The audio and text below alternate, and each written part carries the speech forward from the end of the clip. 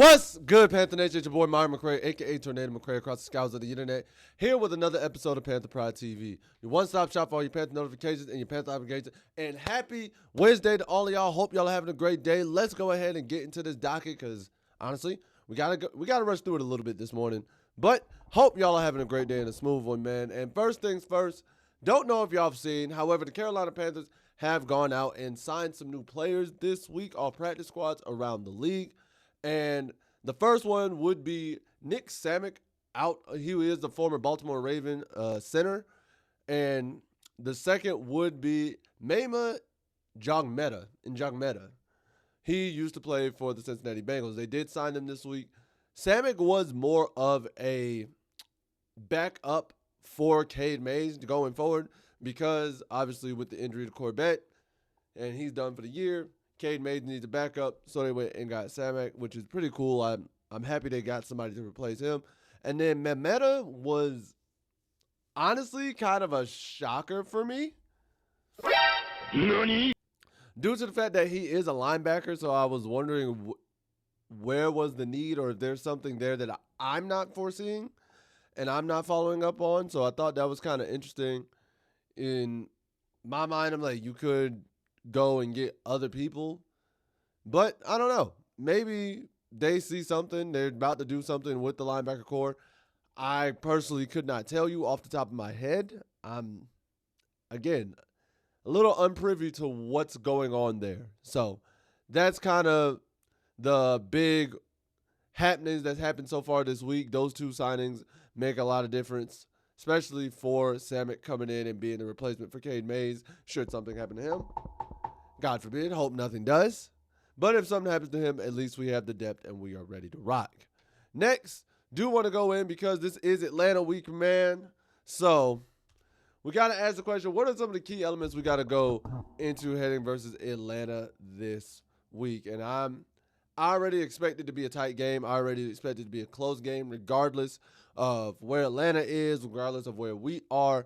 Every time we play Atlanta, it is a tightly contested game more times than not. So here are some of the takeaways I think after looking at everything. Here are some of the takeaways I have going into Atlanta. First of all, we have to understand Robinson and Algier are going to be a legit combo. That is going to be a heavy hitter for them. If they get them rolling, it's going to be a long day for us. It really is. I just have to be honest. Penix, he's good. But he's still very vulnerable. The man got sacked, I want to say 4 or 5 times against Minnesota.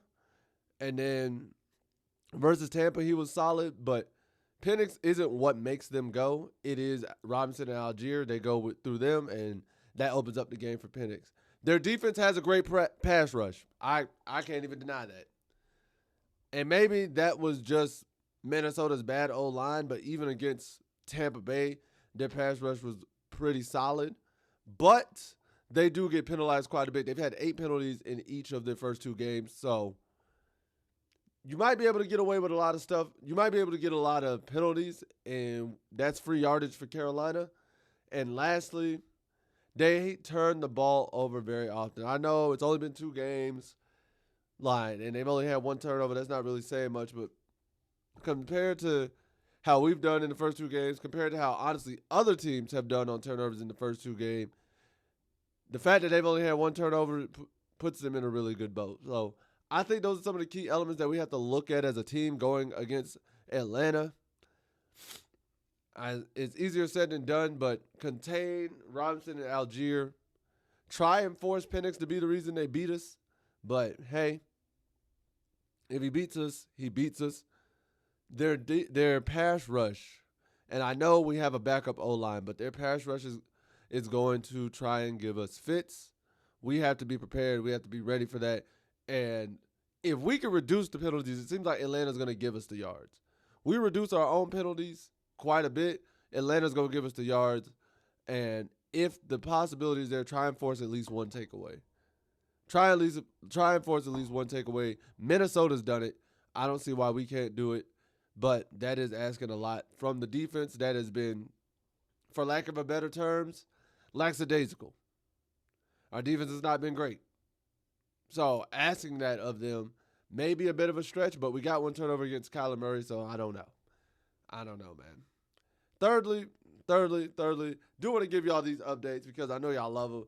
But the Panthers Pride Fantasy League is now updated once again, and I want to show y'all how everybody is doing going into Panthers Pride. Oh, wait. Oh, yep. Forgot something. So, thirdly, as we're looking at the power rankings right now, for the league, the Bryce is Right is sitting at the top of the power rankings at number 1. Leave Our Mark is sitting at number 2. T-Mac Tutties is number 3. Go Getters is sitting at 4. Horn Hub is sitting at 5. Skinny with 2 tats is now at 6.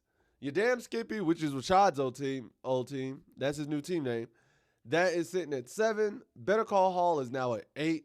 Renfro Re-Up is at 9. Down Since 95 is at 10. S2 is at 11.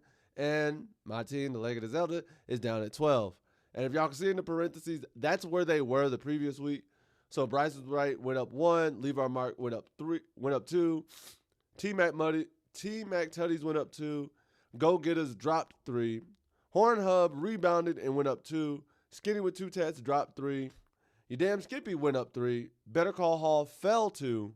Renfro Re-Up fell 1. Down Since 95 went up 1. S2 fell down 3, and I just stayed the same. Bro, when I tell y'all this, first things first, bro. I lost Joe Burrow. I lost Jaden Reed. I lost Tyler Bass. Like, I have been plagued with the bubonic plague of injuries, bro. It has been so bad for me that I am scrambling. But it's only 0-2. There's still time. I just got to get to the playoffs. Once you get to the playoffs, everything is a new game. And so then not only after that, guys, here are the records you're looking at right now with those rankings. Bryce is Right is 2-0. Bryce is Right, Leave Our Mark, and T-Mac Tutties are all 2-0. Go Getters, Horn Hub, Skinny with 2 tats, Your Damn Skippy, Better Call Hall, and Renfro Re-Up are 1-1. And then Down Since 95, S2, and the Leg of the Zelda are now 0-2.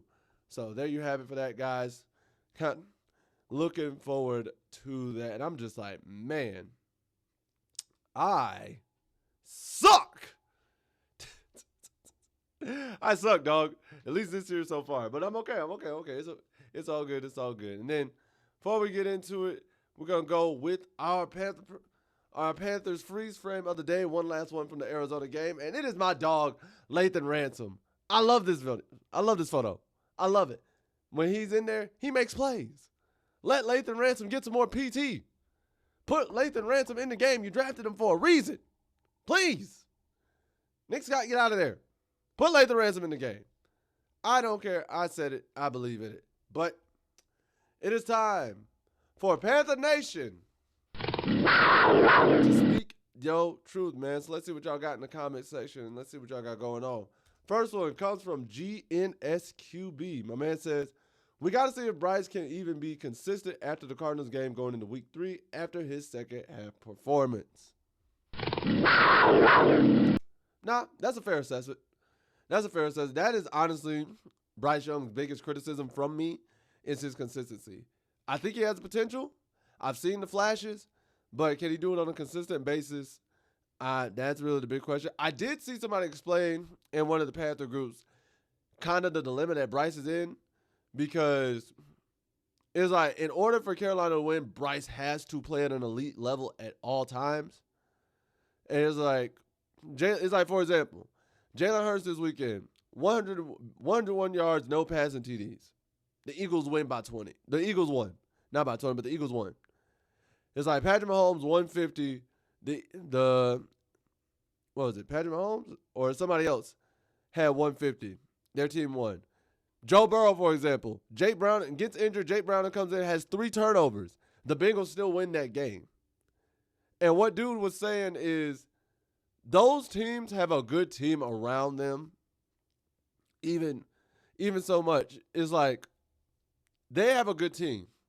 So even if Bryce makes these mistakes or doesn't have these productive, even if their QBs make these mistakes or don't have these productive games, they're still good enough to win. Bryce is on a team that is bad, and they can't afford him to make these mistakes, which sucks because it's unfair to him. Bryce can have a 250-yard 300-yard day and we still lose. Granted, say what y'all want. We were down 27-3 and came back. I know y'all say soft zone defense, so on and so forth. I get it. But still, even if Bryce had a 300-yard game, potentially we still lose that game. If it had been level the whole time. Bryce has to always play at this elite level because the team is not that good all around. And there are issues all around that aren't just Bryce. So I thought that was an interesting take. I think it's in the Panther Nation group or the Keep Pounding group. It was in one of those groups I was in on Facebook. And number 2 comes from Easy Cohead 16. He says, did you even watch football? Brady and Manning threw 4,000 to 5,000 yards a season. That's not dink and dunk. They took the check down when they had to, but that's not dink and dunk. Love the content, bro. Not trying to hate. Yes, I watched a lot of football. I watched a lot of Peyton Manning because my parents were Colts fans. I watched a lot of Tom Brady because of it. And my thing is, when y'all go back and watch those games, yes, they can throw down the field. And I've seen Bryce throw down the field. Example, he thrown down the field to Leggett. He's thrown down the field to Thielen. Shoot, he's thrown down the field to T-Mac. He's stretched the ball down the field before. He stretched it in his rookie season, and there were a number of drops where he just stretched the ball down the field. And they wouldn't come away with drops. We all saw the Leggett drop versus Philly. We all saw some of the great diving catches by Adam Thielen when he stretched the ball up the field with Thielen. So Bryce has the potential and has the ability to stretch the ball down the field. Now, the line and his consistency aren't there. I'll give you that. But even with Brady and Manning, when it came down to the clutch, when it came down, when it was time, the nitty-gritty, they never forced the ball down the field unless it was absolutely necessary. They dink and dunk all the way down the field to get a touchdown, to get in field goal range, to put their team in a chance to win. They didn't have to stretch the ball down the field because they just took what the defense gives you. That's what I'm saying with dinking and dunking get you down the field, because as much as y'all, I know a lot of y'all say it doesn't open up the running game, and it does it, but you're still getting first downs here and there. You see what I'm saying? That's why I say dinking and dunking can win, because I've seen it multiple times. And guess what? Dinking and dunking adds to those 4,000, 5,000 yard seasons. Because if you dink and dunk for a 70-yard drive, that's 70 yards. If you're passing every play, that's 70 yards. You do that 2 drives in a row, that's 140. You do that 3 drives in a row, that's 210. You do that 4 drives in a row, you get 280. And if you do that for 5 drives, 300-yard game. Literally, 300-yard game. And once they come up, you go over the top. Once they back off, you give them the run. See what I'm saying? Dinking and dunking can set the foundation to do everything else that you want to do. Because then when they come up, you have chances to take over the top. Then when you successfully complete it over the top, now the running game opens up. And then number 3 comes from, but I see what you're saying, though. I see what you're saying. Number 3 comes from Terrell Strickland. My man's Terrell Strickland, 4254. Said T-Mac had 2 tough catches game 1 that were drops. But if he brings those in, he's got 250 yards and a touchdown instead of 150 and still balling. Big facts, man. Big facts. Like, T-Mac is balling out, and I'm so happy to see it. So I ain't even mad at it. But, guys, that's all I have for today's video. If you enjoyed this video, apologies that it's shorter. But if you enjoyed this video, please make sure to like, share, subscribe, and hit that notification bell at the bottom so you can always be notified of when these videos are dropping. Next, comment below and let me know how you feel about the new signings. What are some of your keys heading into Atlanta? And Fantasy League, how you looking? How y'all think this is looking? Do y'all think I can come back? Anybody who's 0-2, do y'all think we have a chance to come back? Do you think those who are 2-0 can stay at top of the league? And who in the middle do y'all think is going to steal the show when it's all said and done? Let me know in the comments section below, because at the end of the day, what do I know? I'm just a skinny brother with 2 tats. Peace. Much love to all you Panther Nation. Take care. Later days. And as always, keep pounding. I'll see you next time.